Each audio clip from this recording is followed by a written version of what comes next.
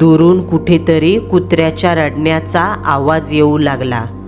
सोसाट्याचा वारा वाहू लागला. जुनाट चिंचेच्या झाडावर उलट्या लटकलेल्या वटवाघुळांच्या फडफडीनं त्या नीरव शांततेचा भंग व्हायचा. मधूनच बाईकच्या प्रकाशझोतात घुबडांचे पिंगट आणि मोठाले डोळे चमकायचे. अचानक बाईकच्या दिव्यांचा प्रकाश कमी कमी होत गेला आणि दिवे मालवले. बाईक बंद पडल्यानंतर अमावस्येच्या त्या भयान रात्री काय घडलं असेल या दोन भावंडांसोबत, ऐकूया. सातारा जिल्ह्यातील एका गावात शेतावर रात्रीच्या वेळी पाणी देण्यासाठी गेलेल्या दोन भावंडांना आला भुताटकीचा सत्य अनुभव. फक्त भूतांच्या जगात.